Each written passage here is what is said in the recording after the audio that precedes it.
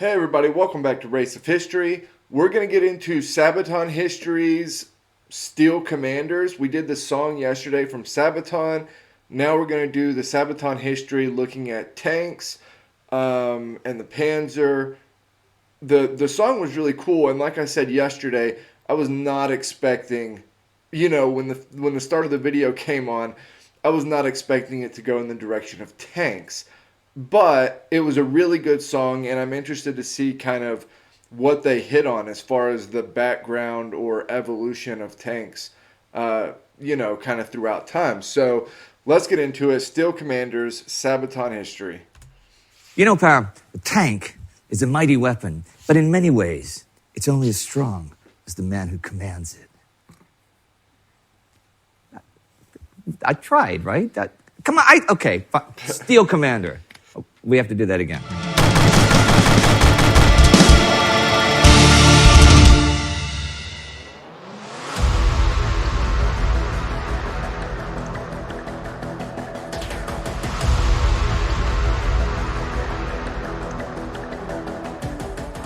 Amiens, August 8, 1918, the Black Day of the German Army.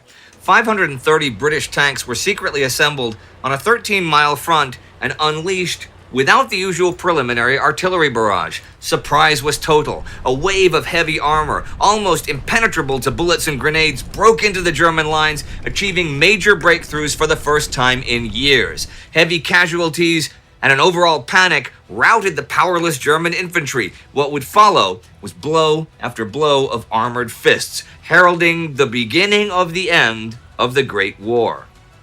Less than 2 years after the tank's combat debut at Flers-Courcelette during the Battle of the Somme, the technological leap was immense. Back in 1916, the early Mark I tanks were pretty restricted in their effectiveness. They were too few in numbers, too dispersed, and plagued by technical issues. Nonetheless, what had been achieved by just months of planning and engineering, the gathering of armor plates, naval guns, tractor tracks, engines, and transmission systems, was nothing short of the weapon that would change warfare for the coming century. And imagine that you are, you're in the government, you're in high command.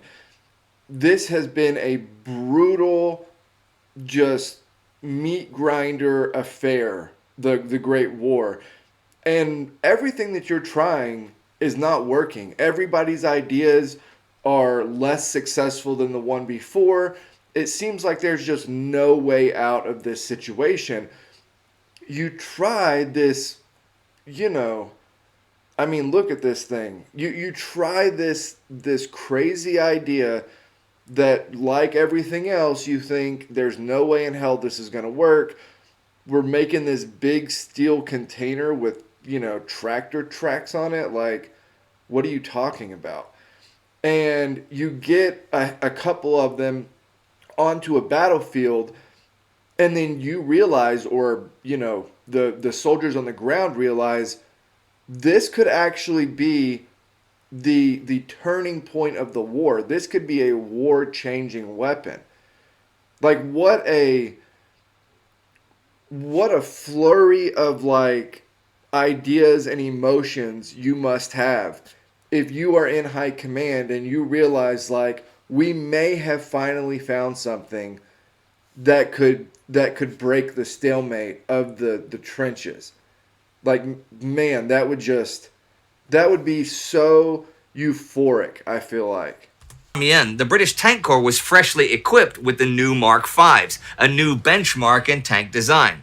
Still comparatively slow, and with a short operating range of movement, yet with a more powerful engine and an epicyclic gear steering system that allowed for just one driver, and more sophistication helped eliminate the hellish conditions inside the tanks and ensure the overall survivability of its crews. Just 3 weeks before Amiens, the French had staged their own large-scale tank offensive. More than 400 French Schneider, Charmont, and Renault tanks had been sent into action. Those look a little more like tanks to me. Maybe less so that one, more the one before, but it looks a little more like tanks than what the British had. The British thing, I mean, No wonder people thought that it was supposed to be carrying water supplies. Like, it just looks like such a crazy contraption that you would be like, yeah, I have no earthly idea what this thing could be or do. Light but agile Renault FT tank was yet another influential design. It was the first tank with its armament mounted inside a rotating armored turret. The driver was situated at the front of the hull, the engine compartment was separated from the rest of the crew, and the track was on sprockets at the rear. Outfitted with a short-barreled 37mm cannon, it could fire the whole range of ammunition from armor-piercing shells to canister shot and high-explosive rounds. Both the Mark V and the Renault FT would set the standard for modern tanks. Winston Churchill called them the chariots of war, instruments of modern science and precision. Over 100 years ago, since we first rode into fire, the rulers of the battlefield, rolling over trench and wire. The armistice at the end of the Great War hit the brakes for tank production and new tank designs. Plans had already been made for a huge offensive in 1919, though, calling for thousands of tanks to be unleashed at once all over the Western Front. Wow, could you imagine? Think about what history would look like looking back if that had happened. If the war had lasted another year and they had massive tank battles in World War One. That would be crazy. That would be crazy. I mean, think about how much tanks and planes and, ships changed between World War One and World War Two. The technology is moving so fast. How crazy would it have been for all of these, like, early stage, kind of rudimentary tanks to be going out by the thousands on the front? Like, geez. Yet what followed in the interwar years was not just a drastic reduction of the existing tank force, but also a big slowdown of innovation. The Anglo-American-French cooperation that was to produce more than 1,200 new heavy tanks was scrapped, and funding for new prototypes and experiments was withdrawn. Critics then came forward asking not only about how to use tanks in the future, but if they should use them at all. Traditionalists saw tanks more as a freakish byproduct of trench warfare, something that was already out of date. It was argued that large tank formations could never again achieve large-scale surprise and would instead inevitably run into prepared rows of artillery and anti-tank defenses. And even those in favor of tanks wanted to use them more like mobile shields or gun platforms that advanced with the infantry into. Yeah, and imagine, like, think about how crazy that is. In World War One, the idea of cavalry and what cavalry could do on the battlefield was just totally annihilated, right? They had, since time immemorial, there has been this military doctrine of what cavalry is and what its advantages and disadvantages are on the battlefield.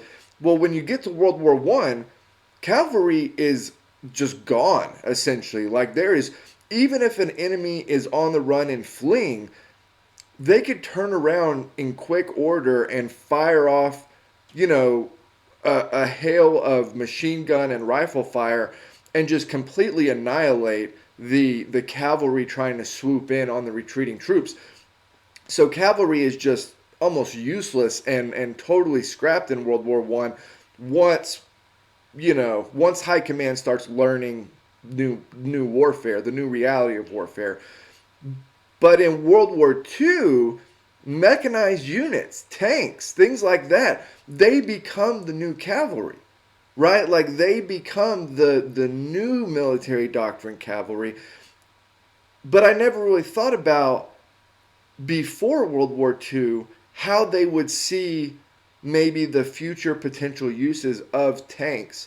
And that's kind of crazy that the thought process was they're useless. This is a specific World War I invention that will not have uses going forward.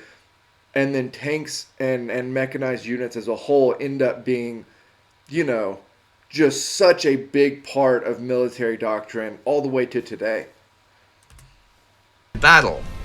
Only a handful of influential men thought beyond this. Visionaries like Jean-Baptiste Estienne, Heinz Guderian, or J.F.C. Fuller advocated for large and independent armored armies not tied to the infantry's slow pace.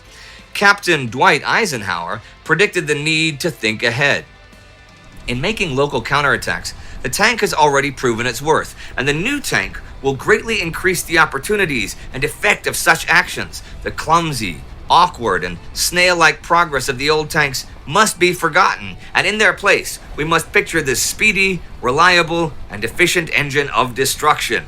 Eisenhower's words, however, fell mostly on deaf ears. France, which had the largest armored force on the planet at the end of the Great War, put tanks in an auxiliary role with the infantry. The U.S. abolished the independence of its tank corps altogether. Only Britain, establishing its Royal Tank Corps in 1923, began looking into the establishment of an experimental mechanized force. Yeah, and you see when World War II starts, the military doctrine that France has held on to about tanks is really, really disastrous for their defense whenever, you know, the Panzers get there. But not a whole lot came out of it.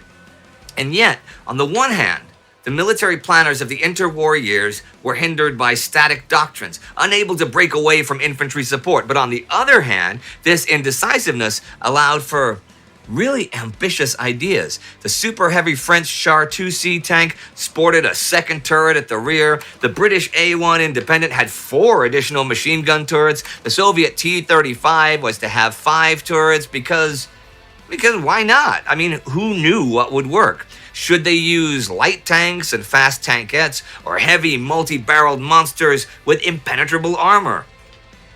But though the Western Entente hesitated, both the Red Army and the Wehrmacht were eager to keep up with new developments, to the point of secretly cooperating with each other. The mobility of tanks and armored vehicles fit especially well with the German doctrines of mobility. With the help of the combustion engine, the Wehrmacht could maybe achieve what was not previously possible with horses and marching feet. By the 1930s, tanks had become more maneuverable and controllable, with higher engine power and the increasing use of radio. This made the military experts surrounding Guderian think beyond simply using them as battering rams. Their speed would assure their surprise, and through surprise, they would achieve victory. The layman, when thinking of a tank attack, tends to envisage the steel monsters of Cambrai and Amiens. He thinks of vast wire entanglements being crushed like so much straw. He remembers how the tanks crashed through dugouts, smashing machine guns to splinters between their weight. He recalls the terror that they inspired as they plowed through the battlefield, flames darting from their exhaust pipes, and how this tank terror was described as the cause of our collapse on the 8th of August. Such steamroller tactics are one, though not the most important, of the things tanks can do.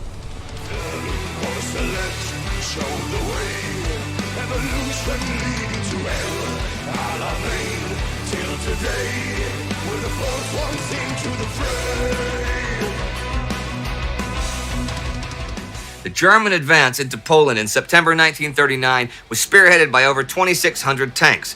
This large number of mostly light tanks, in close support with dive bombers and artillery, swarmed in rapid and well-coordinated maneuvers through the Polish lines, creating chaos and confusion in the rear.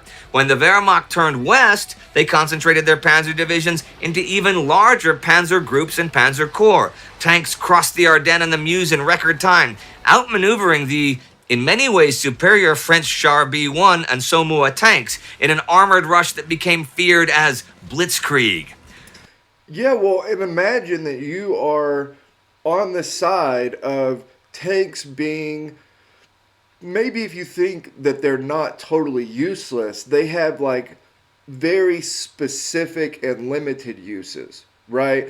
And so imagine that you are of that mindset, and then the war starts, and the tanks in the panzers are so fast they move so quickly. They're encircling and just totally annihilating, far ahead of the troops, on the ground, and they are coordinating with the Luftwaffe, and it's just you would have to be like, what is this?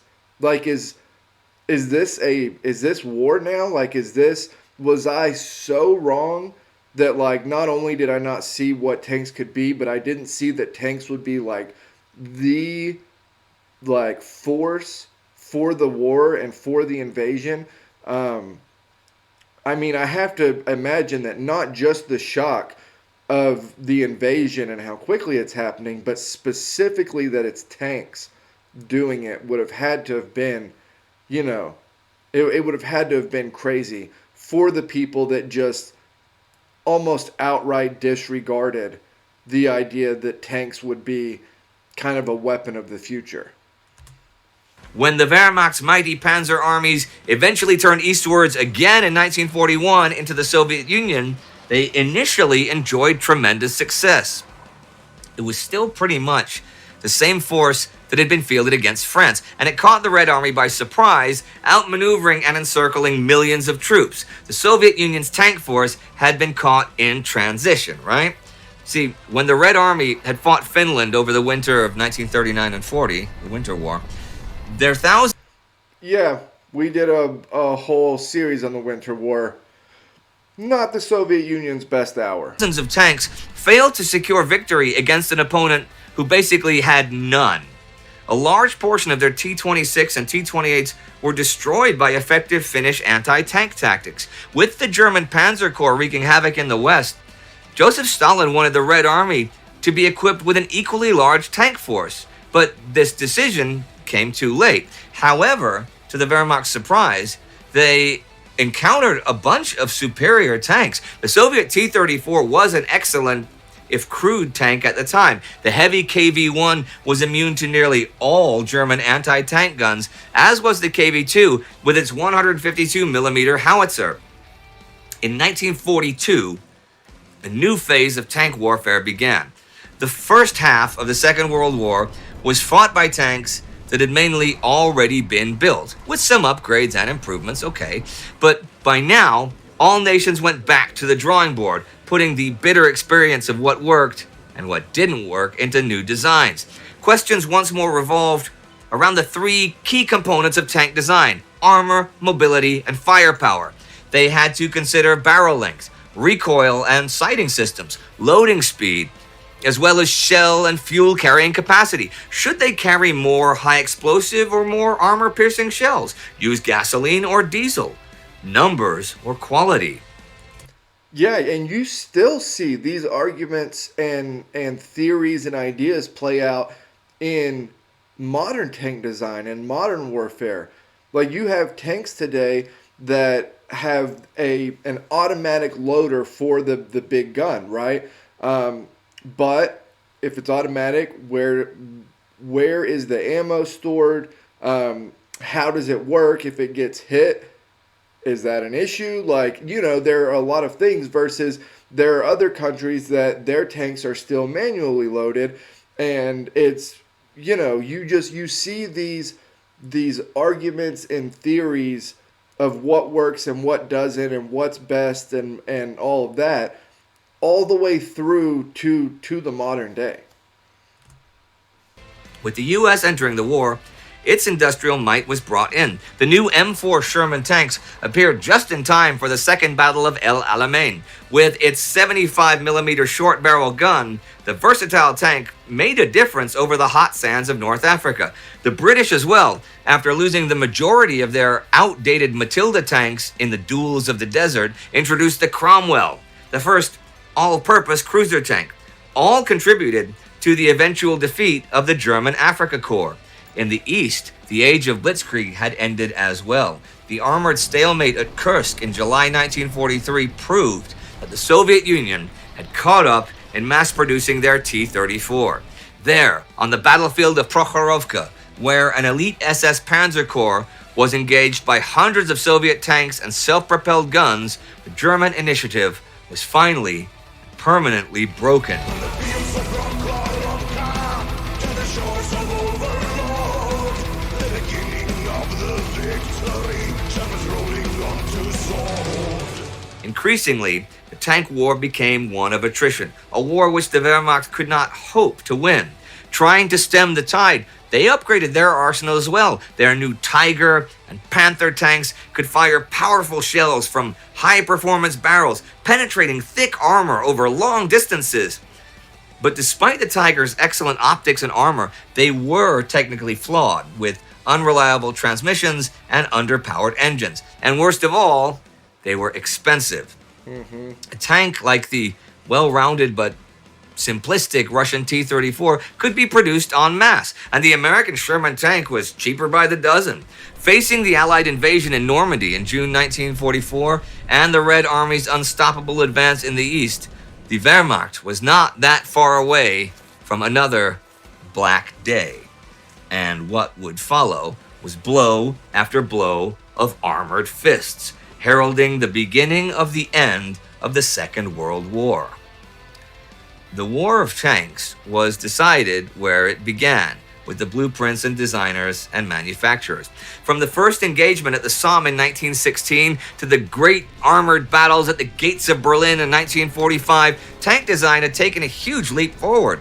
In 1939, no one really knew what a future tank war would look like, and many expected it just to be Great War II trench war boogaloo. And so when the Second World War began, the nations fielded a variety of tank designs, a mix of light, medium, and heavy tanks with often conflicting doctrines. By the end of the Second World War, however, the Soviet IS-2, the German Panther, the American Pershing, and the British Comet all shared a similar design. Their silhouettes were low, their tracks wide, and their armor sloped. Turrets were cast and were equipped with long, high-velocity barrels.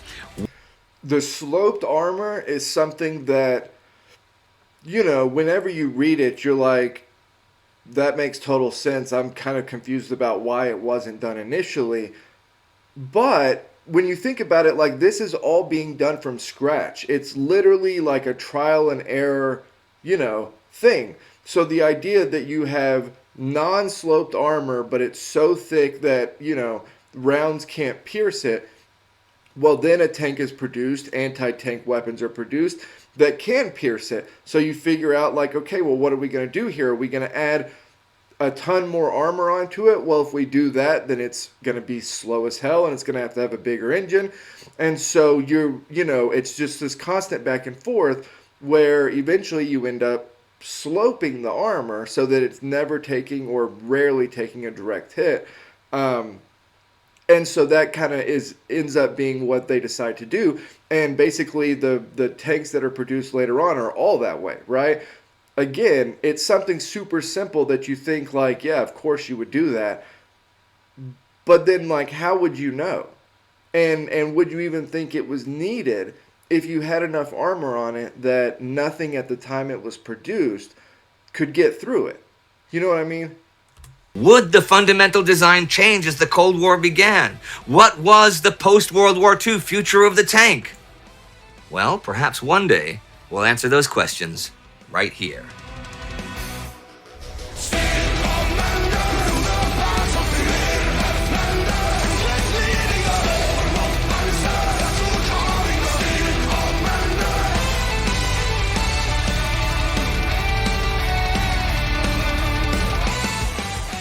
So, Indy, Yeah. what happened to your nose before we start anything else? Yeah, well, that's an interesting story. But you know what's even more interesting? You tell me, what happened to my nose, Per? What happened to my nose? All right. So we were out driving our tank. Aha. And we were driving very fast. Ooh. And then we were driving through a wall. Ah. And that was all fine. Oh, okay. And yeah. then we just parked the tank. Yeah? We climbed out. We were fine. I'm okay? Yeah, you were fine at this time. Yeah. But then, just as we exit the tank. Yeah? Yeah, and I walked this way, you walked that way. Okay. And that way there was you just walked straight into a tree. I walked into a tree. Yeah. That's what happened to my nose. But you survived the tank I crash. crashed the tank. No, I was fine. Were you fine? I was completely fine all the time. Tyler was completely fine all the time, and I was maybe I'm just that kind of guy that walks into. I walked into a tree, ladies and gentlemen.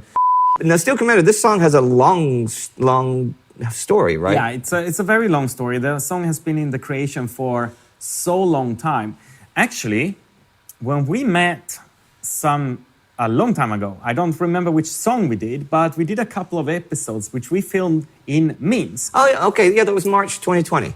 Yeah, just before started, the Corona started, and everything got a little bit complicated, so we couldn't film in Munich. Right. And I was in Minsk working on a secret song, The Steel Commanders. And you were working with the World of Tanks. Yes, right? Correct. So it's been in the secret work for a year and a half now. Wow. Until we're sitting here. Unfortunately, it was a long story, but it's maybe it's even better when it finally comes out and everybody can share it. It's not just, a song and stuff. It's so much more to this, because there is a game called World of Tanks. Yeah. And these guys, we collaborated with them on a couple of things. People might remember the Bismarck, which is... I love gaming companies that decide to do their advertising essentially through mediums like this. Like that go to a band or to a channel, or, it's not just an ad before a video or an ad on the top of a website or something like that. Like, I love companies that will do this for their games. I feel like it's just it's a great thing, right? Because, I like history. I want other people to like and enjoy history. And I feel like that's just putting money into things like that is just a great way to do it, I feel like. So I totally support companies and games that will do that. It's the same company, but not the World of Tanks. Right. But all in all, when we decided upon creating this, let's say, song together with them, it was not only as a music video this time, it was with a complete setup. There was a Sabaton tank called the Prima Victoria. And this one was released some years ago. Okay. And it was really fun. Yeah. Now the technique is a little bit updated. Yeah. And now we are releasing a new tank in the game called the Spirit of War. The Spirit of War. Yeah, That that's looks the new awesome. Sabaton tank. Okay. And inside of it is all the band members. Yeah. Animated. Animated Cool. as crew members. Yeah. So we have our own tank again inside of the game. And for the animation, did they have voices? Did you guys do voices Yeah, yeah. for it? Yeah. So but do they all sound like you, or is it like in 70s anime where there'd be like the dome guy, and there'd be like one of you guys has to be the dome No. guy? We can listen to a few of them. Okay. Steel Commanders, let's battle. Bring the heat. Got him! That was easy. Oh, this is awesome. Yeah. I want to be one of the tank guys. Damn it. Okay. And you can play as the Sabaton band members in there. That's really cool. Yep. Now, I'd never been to Minsk before we went to Minsk there. And you told me, you said, man, you're going to love Minsk. Yeah. And, all I knew about it was, well, a fair about the government, which is not going to thrill you, But you were right. Minsk was, what an amazing, amazing place, man. Yeah. Maybe someday we can come back there. I would love to go back there. Yeah. And it was very cool. The World of Tanks, actually, because we didn't know where we were going to film. I think we did 5 episodes, something like that. Yeah, something like that. But World of Tanks gave us free. Now let's use their studio for free to do that stuff, which was very cool. So thanks, World of Tanks. That rhymed, hey? Oh, I should just ended it there. Tanks, World of Tanks. Tanks, but no tanks. But tanks, but it's no tanks, not like no thanks, but it's tanks. Do we have anything else to say about Steel Commander? You got to say it really It's just all about tanks. That's what it is. Even if you're in conversation, when you get to the word Steel Commander, you have to say it like that. That's very important, because otherwise you don't. You see what I mean? You don't give it the emphasis. Oh, this is Jason, and this is Tony, and this is Steel Commander, and this is Rick, and they're going to be swimming with us today. Swimming? Where did that come from? I don't know. Okay, well, take it away, Steel Commander, and we will see you next time On the Sabaton History channel.